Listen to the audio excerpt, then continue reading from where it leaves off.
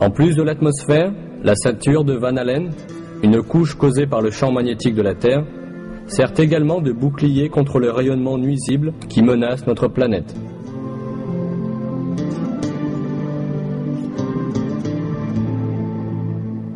Ce rayonnement, qui est constamment émis par le Soleil et les autres étoiles, est mortel pour les êtres vivants. Si la ceinture de Van Allen n'existait pas, les énormes éruptions d'énergie que connaît fréquemment le Soleil détruiraient toute vie sur Terre.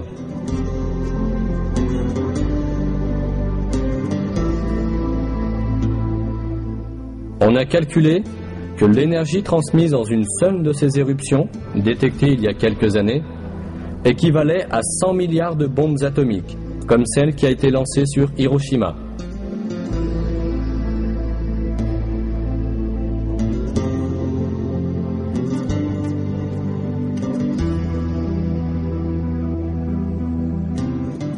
« 58 heures après l'éruption, on a observé que les aiguilles magnétiques des boussoles effectuaient des mouvements inhabituels.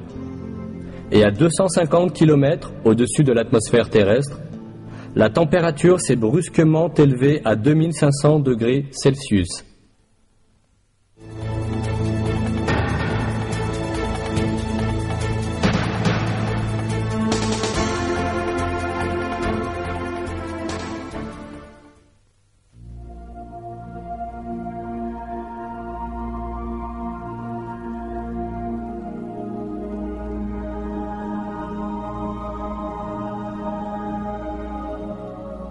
Le 11e verset de la sourate At-Tariq, dans le Coran, fait référence à la fonction de retour cyclique du ciel, par le ciel doté de retour.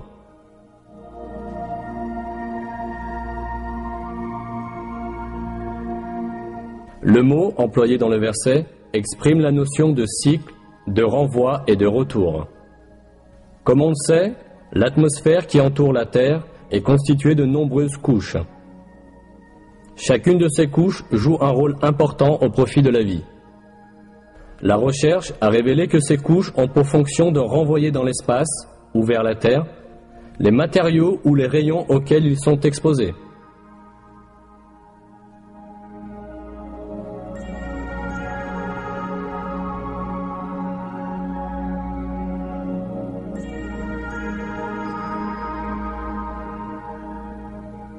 La troposphère, atteignant 13 à 15 km au-dessus de la Terre, permettent à la vapeur d'eau s'élevant de la surface de se condenser et de retourner vers la Terre sous forme de pluie.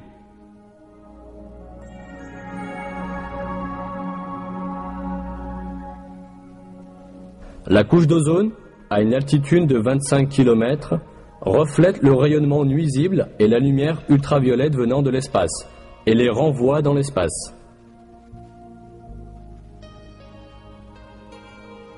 L'ionosphère reflète les ondes radio émises de la Terre et les renvoie vers différentes parties du monde, tout comme un satellite de communication passif.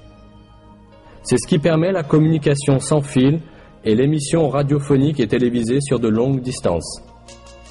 L'affirmation par le Coran de cette propriété des couches du ciel, que la science n'a pu découvrir que récemment, prouve une fois encore que le Coran est la parole de Dieu.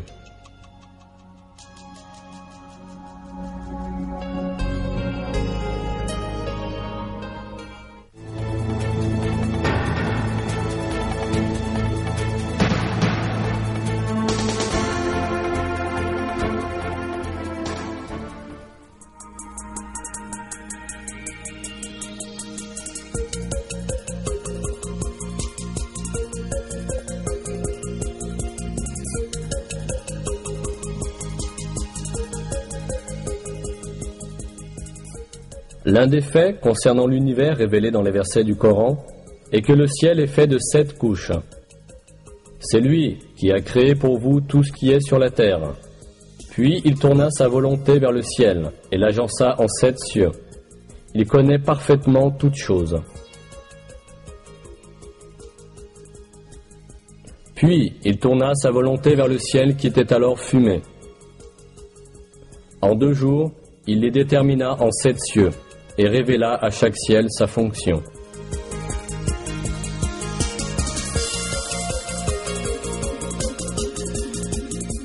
Le mot cieux, qui apparaît dans de nombreux versets du Coran, est employé pour désigner le ciel de la terre ainsi que l'univers tout entier. Étant donné ce sens du mot, on voit que le ciel de la terre, ou l'atmosphère, est constitué de 7 couches. En effet, on sait aujourd'hui que l'atmosphère terrestre est constituée de différentes couches superposées. De plus, ces couches sont précisément au nombre de 7, comme le décrit le Coran. Dans une source scientifique, ce sujet est expliqué en ces termes. Les scientifiques ont découvert que l'atmosphère est constituée de 7 couches.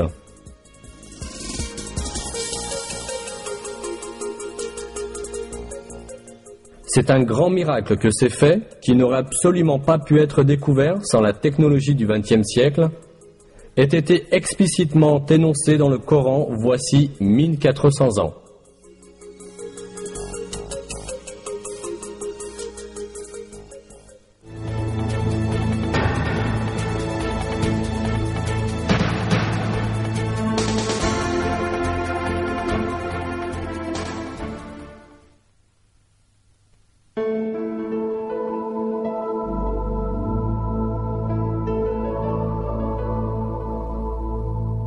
Le Coran attire l'attention sur une fonction géologique capitale des montagnes.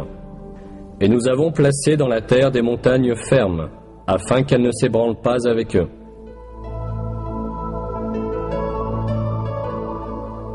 Nous voyons que ce verset affirme que les montagnes ont pour fonction d'empêcher les chocs sur la terre. Ce fait n'était connu de personne à l'époque où le Coran a été révélé. En réalité, on s'en est aperçu tout récemment, à la suite des découvertes de la géologie moderne. Selon ces découvertes, les montagnes apparaissent à la suite des mouvements et des collisions d'immenses plaques qui forment l'écorce terrestre. Quand 2 plaques entrent en collision, la plus solide glisse sous l'autre. Celle du dessus se plisse et forme des hauteurs et des montagnes. La couche inférieure continue sous le sol et présente une profonde extension vers le bas. Cela signifie que les montagnes comportent une partie s'étendant sous la terre, aussi importante que leur portion visible sur la terre.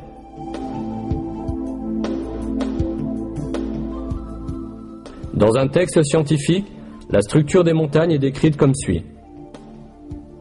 Là où les continents sont les plus épais, comme dans les chaînes montagneuses, l'écorce s'enfonce plus profondément dans le manteau. Dans un verset, ce rôle des montagnes est indiqué à travers une comparaison à des piquets. N'avons-nous pas placé la terre comme un lit et les montagnes comme des piquets ?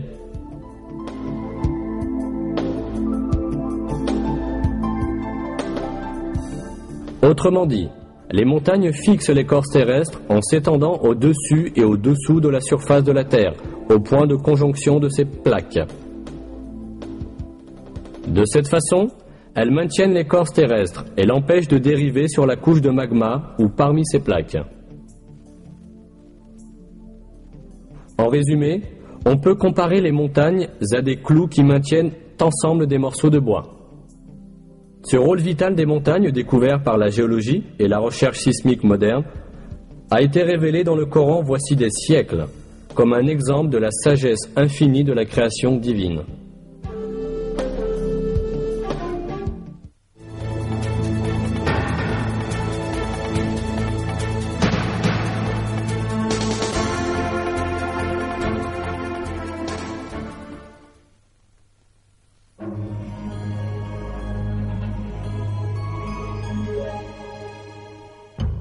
Dans un verset, nous apprenons que les montagnes ne sont pas immobiles comme elles semblent l'être, mais sont constamment en mouvement.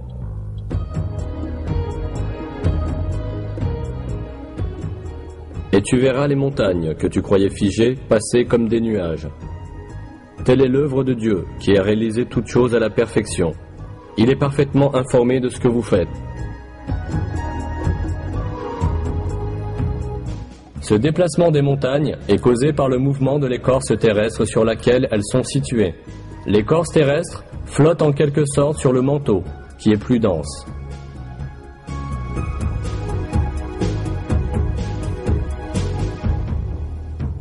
C'est au début du XXe siècle que pour la première fois, un savant allemand du nom d'Alfred Wegener a avancé l'hypothèse que les continents de la Terre avaient formé un seul bloc dans les phases initiales du monde, puis avaient dérivé dans différentes directions et s'étaient ainsi séparés en s'écartant les uns des autres.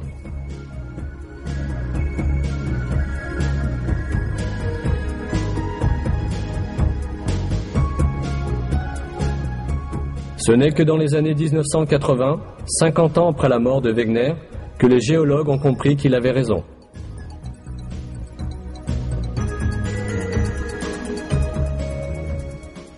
Découvert grâce aux recherches géologiques effectuées au début du XXe siècle, ce mouvement de l'écorce terrestre est expliqué par les scientifiques comme suit. On a mesuré la dérive des continents d'1 à 5 cm par an. Un point important doit être souligné ici. Dans le verset, Dieu décrit le mouvement des montagnes comme une dérive. Aujourd'hui, la science moderne utilise l'expression dérive des continents pour décrire ce mouvement. C'est sans aucun doute un des miracles du Coran que ce fait scientifique, qui a été récemment découvert par la science, ait été annoncé dans le Coran.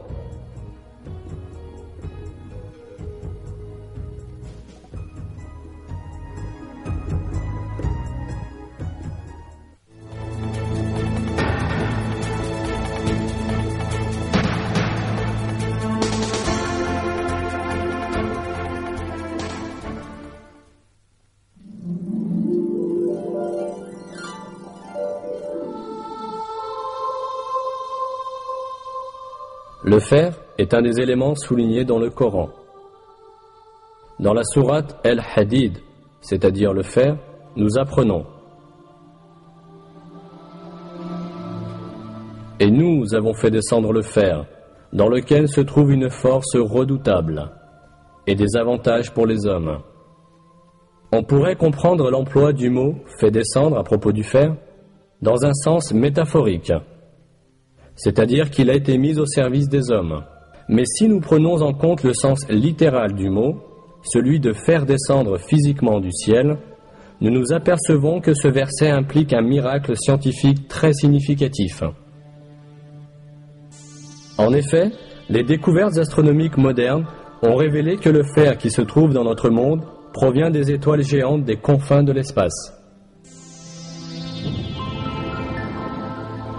Les métaux lourds de l'univers sont produits par le noyau des grandes étoiles. Notre système solaire, lui, n'a pas la structure nécessaire pour produire le fer à lui tout seul.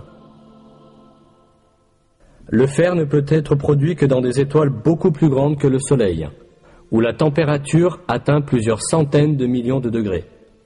Quand la quantité de fer dans une étoile dépasse un certain niveau, l'étoile ne peut plus le supporter et finit par exploser en ce qu'on appelle une nova ou une supernova.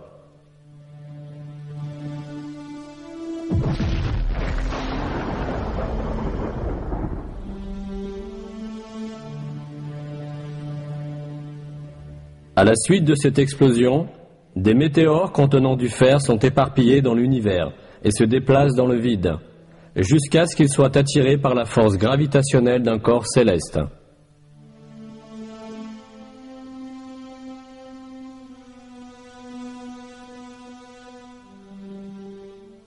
Tout cela montre que le métal ferreux ne s'est pas formé sur la Terre, mais a été transporté dans l'espace par des météores depuis des étoiles en explosion, et est ainsi descendu sur la Terre exactement comme l'affirme le verset. Il est clair que ce fait n'aurait pas pu être connu scientifiquement au 7e siècle, à l'époque de la révélation du Coran.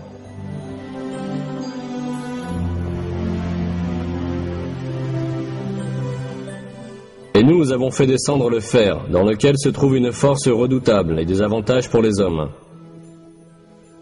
De plus, le 25e verset de la sourate El-Hadid, qui mentionne le fer, comporte deux codes mathématiques intéressants. La sourate El-Hadid est la 57e sourate du Coran. La valeur numérique du mot El-Hadid, en arabe, autrement dit son abjad, est le même nombre, 57.